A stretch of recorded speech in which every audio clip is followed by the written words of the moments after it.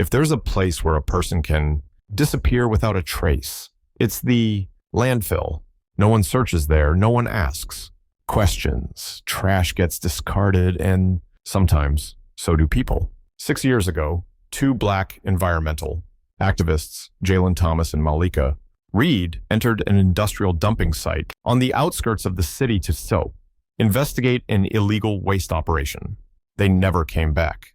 No bodies, no footage, not a single final word, only a rusted shipping container sealed, shut, and buried among hundreds of anonymous steel hulks, and inside a silence that lasted half a decade. When that container was finally opened, what people saw first wasn't human remains.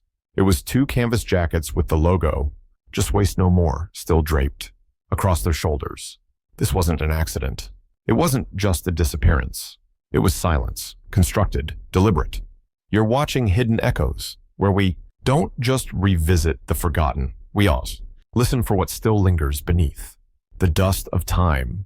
Jaylen Thomas was born in 1995, Dallas, Texas, into a working-class family, rooted in service.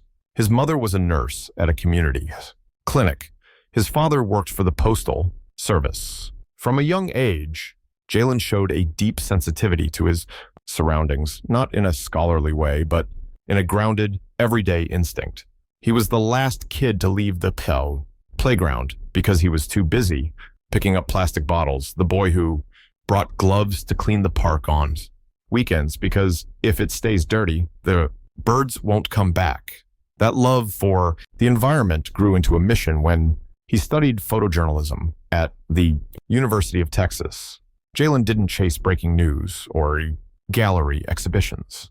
Instead, he drove to some of the largest landfills in the American South, not to photograph trash, but to document the places people choose to forget. His lens focused on small, overlooked truths. A child's car seat tossed among a waste, a broken no dumping sign, half submerged in an oily puddle, or the quiet men earning survival by salvaging scrap in silence. His project, No One Sees, was exhibited in 3 major cities, but for Jaylen, it was never about the gallery, it was about action. In 2016, he launched an independent investigative team focused on tracking illegal dumping sites, working with environmental lawyers and local communities to build cases, activism that was quiet, persistent, and relentless. It was at an environmental justice conference in Austin in 2017 that Jaylen met Malikah Reed, then a graduate student in public policy, researching the systemic impact of industrial waste, zones on the health of communities of color. Born in New Orleans, Malikah grew up between two worlds, one of storm-battered neighborhoods and another of colorful recycling billboards, sponsored by companies her father called green on paper, gray in the heart. Cher was always the one to raise her hand after every panel, and the one often chuckled at for asking too many questions. But Malikah never cared. To her, silence was surrender, and she had no intention of surrendering. Jaylen and Malikah didn't just collaborate. They fell in love during a 9-month campaign in Baton Rouge, where a chemical plant had been accused of burying waste near a residential area. They didn't talk about marriage. No one proposed. But Malikah once joked on a podcast they recorded together, "We're like two rivers flowing through the same landfill, slowed down, blocked off, but still trying to reach the ocean until someone dammed the stream." End. Spring 2018, they turned their attention to a stretch of land outside Albuquerque, New Mexico, once a dumping ground for one of the Southwest's largest construction conglomerates. Though decommissioned in the early 2000s, the area still contained dozens of containers, tanks, and warehouses, left unmarked and untreated.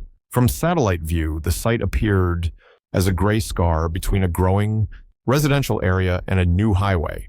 Local residents had reported strange night smoke and chemical odors drifting into nearby schools. Several cases of unexplained respiratory illness had been noted, but no official investigation followed. For Jaylen and Malikah, it was a gap too, dangerous to ignore. They spent 3 weeks reviewing documents, requesting access from the State Environmental Office, and analyzing archival records no longer stored online. Malikah had a rare skill. She could read between the lines. A dry technical memo to her was a trail of omissions, evidence of edits, signs of what someone wanted hidden. What they put on paper is never innocent, she once said. It's a map of what they don't want us to see.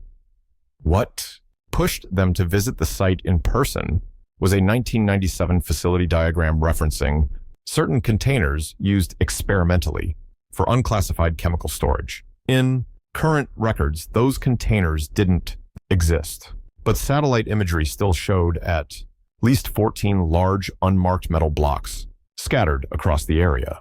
Jaylen wanted to photograph the scene. Malikah wanted to match reality to paper.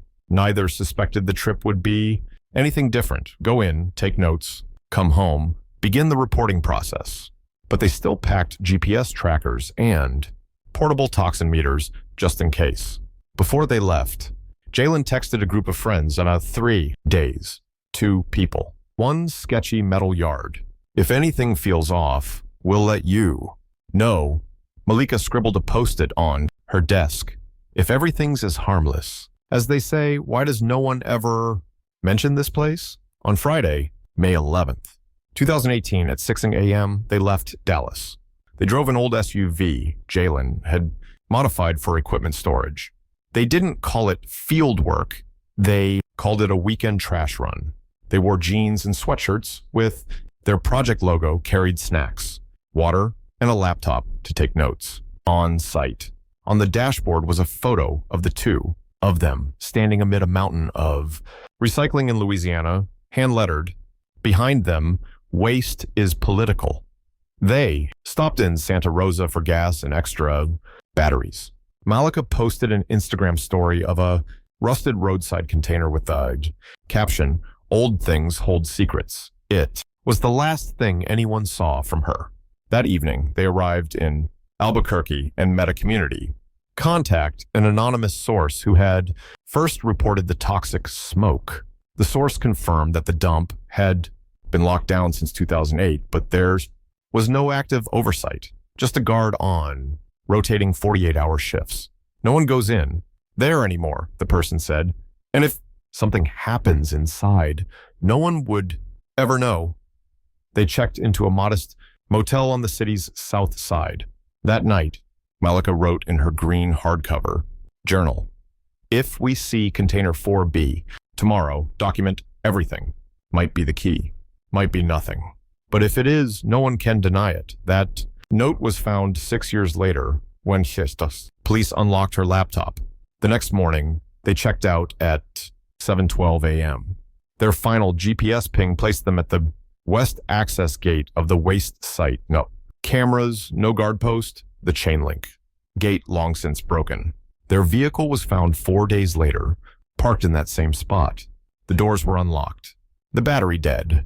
A printed map marked with red pen circled the zone labeled Lot C, experimental containers. In the back seat were 2 opened water bottles. The toxin meter was still off. From that moment on, Jaylen and Malikah were never seen. Again, they had stepped into a place no one watched and never came back.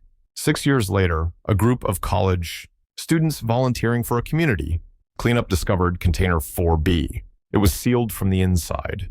And when they opened it, every question turned into a silence sharp enough to cut. On Monday, May 14th, Jaylen and Malikah failed to appear at their scheduled virtual team meeting, something that had never happened before. A close friend in their investigative group, Sierra, texted both of them. No response. Her next message, sent at 10:42 a.m., read, "Is something wrong? We're worried." Dozens of missed calls followed. That evening, Sierra called Jaylen's mother. The family immediately knew something wasn't right. Jaylen had always been clear, if 24 hours go by and no one hears from us, call the police. Their vehicle was found on Wednesday, 4 days after they left the motel. A local resident had spotted it while walking near the abandoned land behind the west gate of the dump. The car was parked neatly, untouched. No signs of break-in or disturbance. Nothing seemed out of place until investigators saw the paper map on the passenger seat. Marked in red ink, it circled Lot C and pointed directly to experimental container number 4B. In the corner, a small handwritten note read, "If blocked, check behind warehouse 3. Asia, precautionary direction maybe. But no, one knew if they ever got the chance to, follow it." Jaylen and Malikah's families launched an independent search effort joined by members of their activist community. But the site they were searching was a 300-acre industrial dump littered with rusted containers, twisted steel heaps, and toxic land long since deemed too hazardous for public entry. Some areas were physically unsafe, without protective gear. When the Albuquerque police were contacted, their initial response was that the pair may have trespassed into a restricted zone, a statement that sparked outrage. At a grassroots press conference, Malikah's mother stood before a crowd, her voice steady. "My daughter didn't go missing because she wandered off. She went missing because she was uncovering something someone didn't want exposed." Police eventually sent in a search team. Using drones and thermal mapping, they hoped to find signs of life, a tent, a sleeping bag, even footprints. All they found was a slight ground depression near Lot C, where a large container had been covered with hay and scrap metal seemingly hidden from view. But the container showed no recent signs of being opened. Inside, it was empty. Weeks passed. The search dragged on with no progress, no witnesses, no camera footage, no tracking devices had been activated. A group of local college students volunteered combing the surroundings area by hand, sifting through scrap, opening old containers, hoping for a clue. Nothing. No bags left behind. No sign of struggle. No bodies. The silence itself became terrifying. Internally, the police department was split. Was this a standard missing persons case or something darker? And a senior officer quietly told a local paper, "I've never seen people disappear in the middle of a city with so little left behind." That quote caught fire online. Within a month, thousands signed a petition calling for FBI intervention, but the case remained local. There wasn't enough evidence to trigger a federal response. Meanwhile, what remained of Jaylen and Malikah were their words, diary entries, unsent emails, and saved images on hard drives, shared online by friends and colleagues. In one unsent email, Jaylen wrote, "Some places look like leftover industry, but they're really engineered silence." Malikah said, "If we don't come back, let the story keep going." That sentence became the mission statement for the campaign called #We're Still Looking. 4 months later, the case was officially scaled back. No proof they were alive. No proof they were dead. Their file became a cold case, unsolved, and idle. But the families refused to accept it. Every month, they returned to the site, hanging photos of Jaylen and Malikah on the rusted fence. A makeshift memorial, built from salvaged wood, read, "We haven't stopped, even if you already have," and looming over everything was container 4B. It had never been found. The reason? Its serial number didn't exist in official records. There was no matching GPS data. It was a ghost, erased from every modern map. But if it didn't exist, why had Jaylen and Malikah marked it? And if it did, who was trying to keep it hidden? It would take nearly 6 years before Container 4B was mentioned again, not by police, not by investigators, but by a group of environmental engineering students at a local university. They were part of a city-funded landscape rehabilitation project tasked with surveying and cleaning up abandoned urban dump sites. In a summer 2024 field session, the students ventured into Lot C recently, reclassified as low risk under 99-degree heat, pushing past overgrown weeds. They found a massive container its identification worn off, half buried in clay behind a row of rusted warehouses. At first, no one thought it was relevant, but one student, Andrea, who had once studied the Jaylen Malikah case for a class project, recognized something. This container was different. It wasn't locked with a padlock. It was sealed shut with thick industrial welds, running from top to bottom, as if someone had used a commercial welder to close it from the inside. No latches, no handles, no sliding doors, just steel, scorched and silent. The group stood in stunned silence.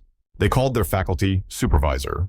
Within hours, a city response team arrived with industrial cutting tools. One student filmed the entire process and streamed it live. No one expected that video to go viral across the state in just a few hours. When the final layer of steel gave way, a cold, chemical stench seeped out. Inside, total darkness, but not emptiness. The first flashlight beam froze in midair. It had found two figures seated at the far end of the container. They weren't lying down. They hadn't collapsed. They were sitting like travelers resting during a long journey. Jaylen still held the strap of his canvas bag. The words on it read, "Just waste no, more." Malikah leaned her head on his shoulder, holding a folded scrap of paper, later identified as the final page of her missing journal. There was no blood, no signs of struggle, no visible wounds, just stillness. But on the metal wall behind them, message scrawled in marker was still legible. They knew we found out. They said, discovery of container 4B instantly reignited the long frozen case of Jaylen and Malikah's disappearance, triggering a media storm that swept across the state. From local news stations to viral social media threads, the story fixated on one haunting detail: two missing activists found seated calmly without visible injuries, sealed inside a container, welded shut from the inside. Every question now pointed to the same chilling crossroads. Who did this? Why? And how? Police formed a special DEPO investigation unit. Detectives from the original 2018 case were called back, but they quickly faced a troubling truth. Much of the original data was gone. First to raise alarms were the Lot C site records. In the city's database, container 4B had never existed, but in the hand-drawn map recovered from Malikah's personal laptop, its location perfectly matched the discovery site. A former state environmental investigator interviewed briefly by reporters said, "It's not that these container didn't exist. It was removed from the records." When asked who could do that, he simply looked down. The growing consensus: this wasn't just a mistake. It was a chain of deliberate actions. At the scene, forensic technicians found something even more disturbing. The welds sealing the container were professionally done, clean, tight, industrial grade. But there were no leftover tools. No welder, no power source, no scrap metal. Even the dust layering the container suggested it hadn't been touched in at least 4 years. Whoever sealed it had done so efficiently, then vanished inside a restricted zone where no one was supposed to be. The condition of the bodies added another layer of horror. Jaylen and Malikah were seated upright, backs against the steel wall. No bindings, no drag marks, no signs of struggle. Yet the autopsy revealed acute dehydration, exhaustion, and death by suffocation in a sealed space. Medically, they could have been alive for 24 to 48 hours after being locked inside, which raised a brutal possibility. Did someone know they were there and chose not to help? Or worse, did someone seal that door, then walk away? As statements from 2018 were reviewed, one name resurfaced: Darnell Hughes, the only security guard assigned to the landfill at the time. Back then, he'd only been interviewed once. His report read, "Nothing unusual. Saw no one enter or leave." But a recent internal memo uncovered a key detail. Hughes had quit abruptly weeks after the disappearance. No notice, no forwarding address. He was eventually located in Arizona, living with a cousin. Though cooperative, he couldn't hide the tension in his eyes. In a re-interview, Hughes admitted seeing a man and woman enter the restricted zone that Saturday afternoon, but assumed they were city workers. I saw them from a distance. They disappeared behind the containers. I called out, no reply. Figured it was just routine, so I left it alone. When asked why he never reported it, he sighed. In that place, there were things you didn't ask about. I learned to stop asking. That admission changed everything. Someone had seen Jaylen and Malikah alive, then chose silence. Investigators turned next to the company that once operated the landfill, though it no longer existed on current documents. A stored contract from the Department of Resources revealed the name Western Geo-Waste Solutions, Jessica's Altan, company with a history of violations for improper waste disposal. Though dissolved in 2009, its former technical director, Wallace Granger, still lived nearby, now running a small recycling facility in suburban Albuquerque. In his initial questioning, Granger flatly denied any knowledge of a base container labeled 4B. Every container has a serial.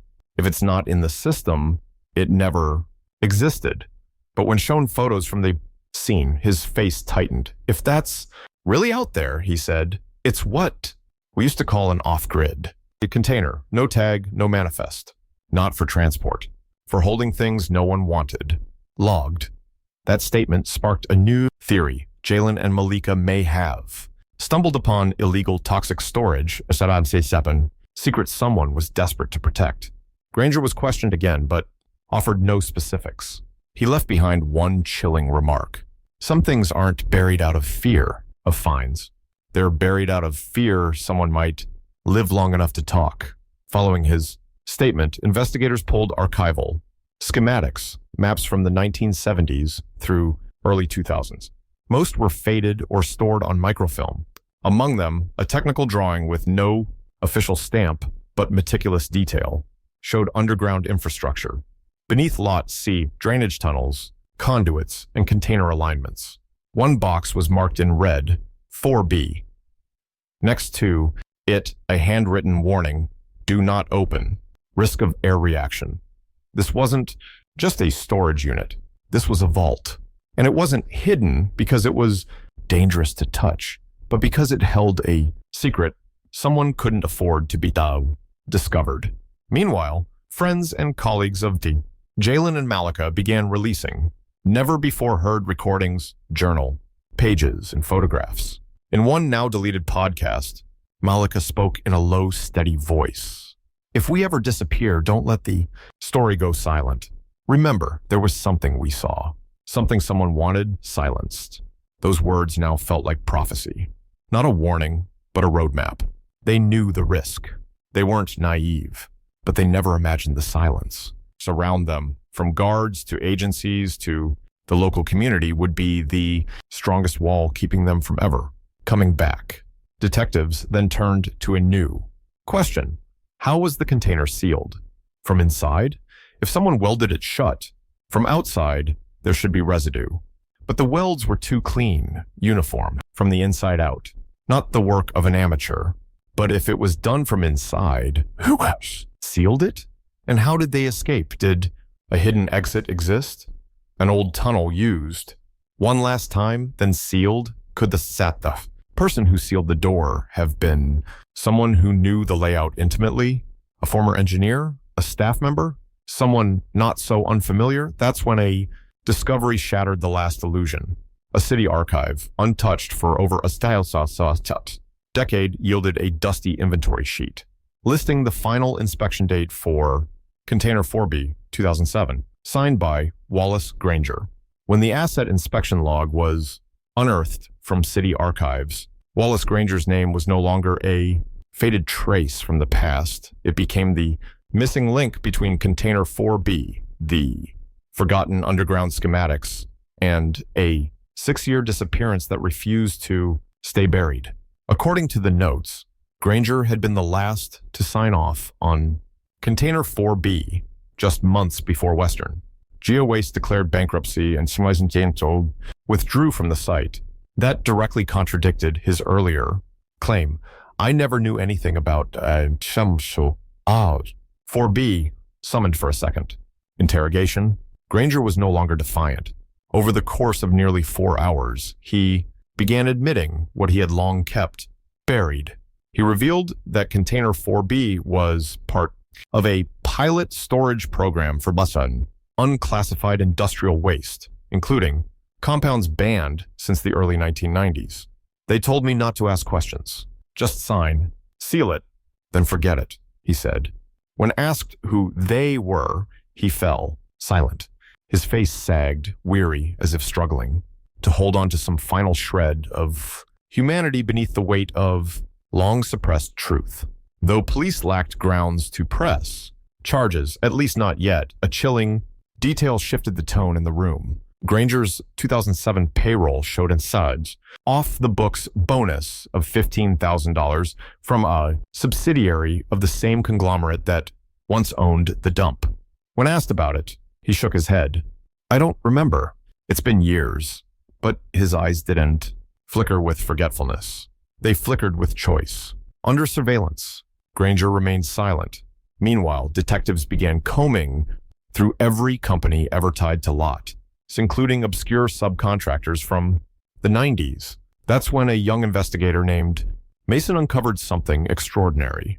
A digitized VHS video from 2007, capturing the moment materials were loaded into Container 4B. At least 4 men appeared, wearing orange protective suits, white hard hats. One turned toward the camera. It wasn't Granger, but the face was disturbingly familiar.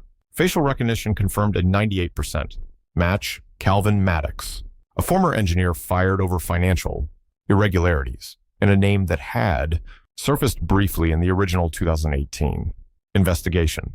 Back then, when police tried to locate him, Maddox had vacated his residence without forwarding information. Now, here he was, on tape, at the very scene, 11 years before the bodies were discovered. Maddox had served as chief infrastructure engineer for Lot C from 1999 to 2008, right before Western. GeoWaste withdrew. Internal records showed he wasn't dismissed for technical failures, but for shady expenditures, particularly around structural reinforcement of unregistered containers. Reviewing the footage closely, Mason noted Maddox wasn't just present, he appeared to be overseeing the sealing of Container 4B from the inside, using a portable welding rig fed through a side conduit. When police traced Maddox's current whereabouts, they found him living in a remote wooden house nearly 100 kilometers from Albuquerque, no listed address. After 3 days of surveillance, investigators moved in. The house was tidy, calm. Inside, nothing directly linked to Jaylen or Malikah. But in the back shed, they found something staggering, a copy of Lot C, underground schematics, identical to the one Malikah had, but with one extra note, scrawled in pen: ventilation shaft, hidden exit, T1 gate. Experts confirmed. This was likely a narrow maintenance passage used in emergencies, when the main door couldn't be accessed, an underground escape route, leading to the western edge of the landfill. If true, it explained everything. Someone entered Container 4B, sealed it from the inside, then exited through a tunnel, leaving no trace. Investigators followed the schematic to a patch of overgrown grass 200 meters from the container site. Beneath it, a hastily poured concrete slab marked no entry sinkhole risk. Since 2009, digging beneath, they found the vent shaft capped by rusted steel with a narrow tunnel no longer than 10 meters. It led directly to the rear of container 4B. No blood, no signs of struggle. Just an old metal ladder slick with rust reaching upward. This discovery didn't just confirm that the container had been sealed intentionally.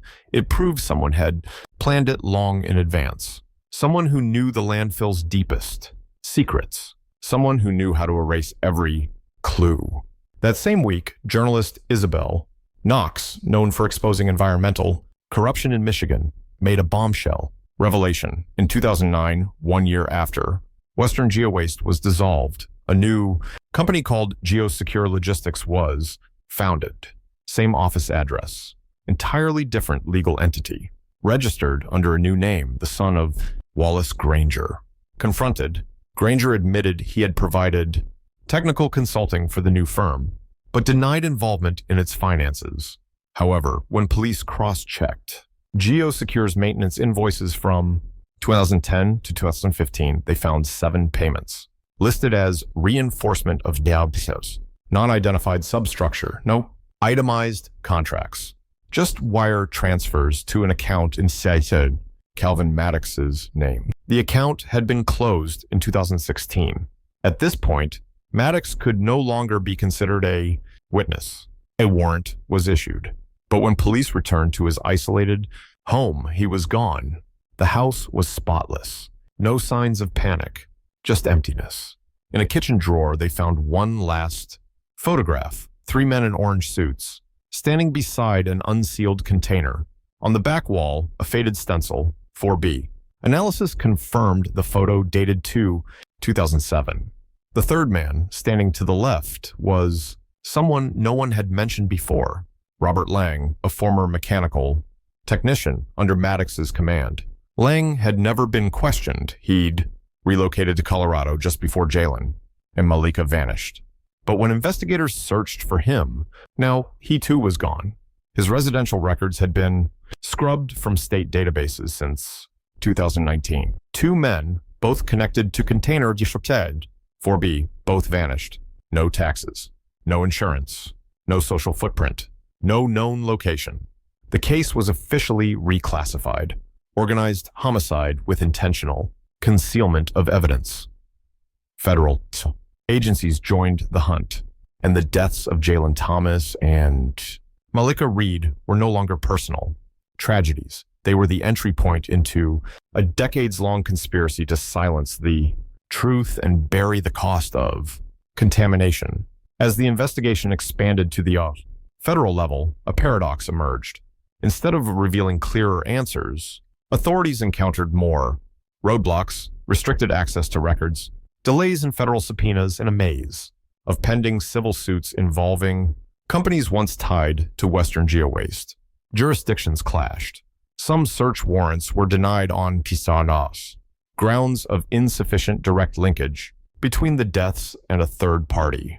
Meanwhile, public outrage continued to swell, especially among Albuquerque's Black and brown communities, who had long raised concerns about environmental injustice, only to be met with silence. That outrage exploded when an independent journalist leaked an internal email from the State Department of Natural Resources.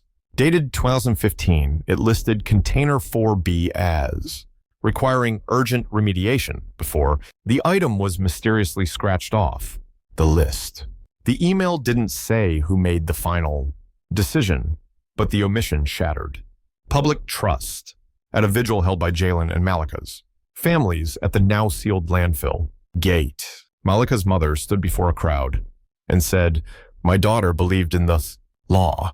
She believed if you speak up for your community, someone would listen." 6 years later, the only thing that listened was the steel wall of that container.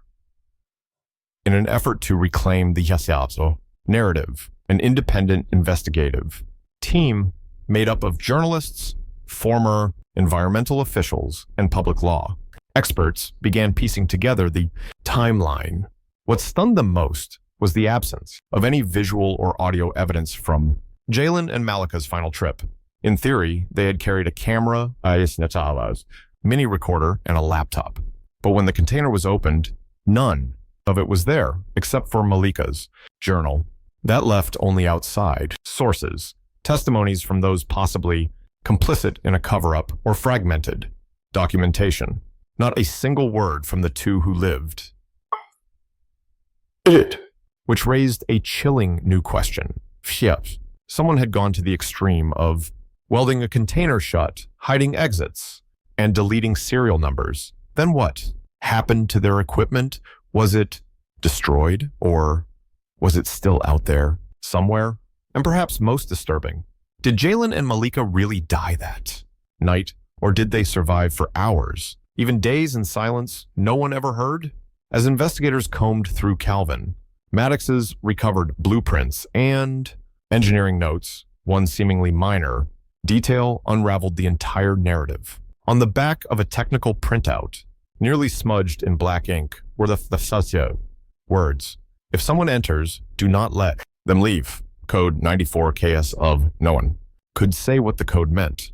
Some believed it was internal shorthand. Others thought it was a veiled command.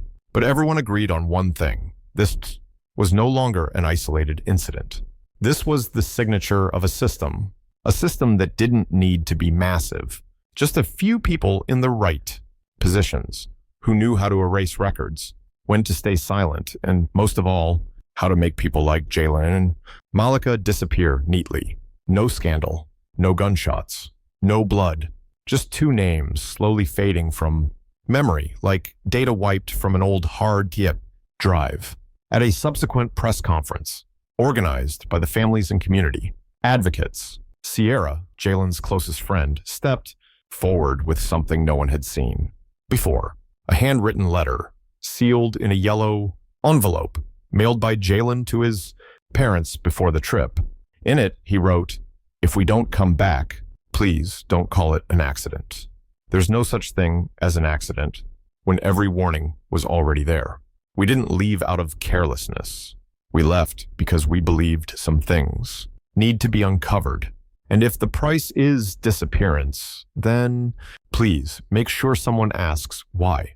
That question, why, was no longer just for the families. It appeared at the end of every article, every broadcast, every poster bearing Jaylen and Malikah's faces side by side. But the more people asked, the fewer answers emerged. Hearings were delayed. Requests for testimony were passed between agencies. Witnesses who once spoke up now declined to comment, citing health reasons or legal ambiguity. Then came a revelation that stunned even the investigators. A hospital report confirmed that the DNA found on the sleeve of Jaylen's jacket belonged to someone not listed in any database. No match to Calvin Maddox, not Wallace Granger, not anyone ever named. And so, one final question echoed once more into the cold void. If it wasn't them, then who? After more than 6 years of silence, the only things Jaylen and Malikah's families could hold in their hands were 2 faded canvas jackets, their "Just Waste No More" logo still intact across the back. They were the only items returned from that sealed container. No camera, no original journal, no memory card, not a single frame of the footage they recorded. Every tool, every voice, every piece of evidence they carried gone. And that disappearance felt far too complete to be a coincidence. No one was arrested. No one was charged. Every suspect either vanished, denied everything, or remained beyond the law's reach. The federal investigation continued, but after the 8th month, there were no more press briefings. News outlets moved on. Headlines shifted to the next big story. And like every unresolved case, public interest began to fade, except for those who understood this could happen to anyone bold enough to ask the wrong questions. A law professor once said on a late-night program, the deaths of Jaylen and Malikah weren't murder. They were a distributed crime spread across layers of bureaucracy, altered. Reports and unnamed people always one step ahead. We don't know who did it because it wasn't one pair of hands. It could have been 5, maybe 10, or maybe it was an entire system that chose silence and let that silence do the killing. The site that once held every lead, every question, is now permanently sealed. But every year on May 11th, people still come and lay a white wreath by the Soha fence. A makeshift wooden sign reads, "They didn't fail to return because they were weak. They vanished because some places once entered make you disappear. Below it, is a photo of two people smiling. Not a memorial portrait, but a candid shot of them standing in a recycling yard, cameras in hand, eyes set towards the future. It's grainy, off-center, imperfect, but it holds something no one could erase: purpose. When a reporter asked Jaylen's mother what she wanted people to remember, she said quietly, "My son doesn't need a monument. He needs to be told right." In the end, what hurts the most isn't the loss, it's itself. It's the feeling that they could have been saved. Maybe all it would have taken was one call, one check, one moment of someone paying attention. Instead, the container became a tomb. Not because no one knew, but because, too, many chose not to act. Jaylen and Malikah weren't silenced by some shadowy figure in the night.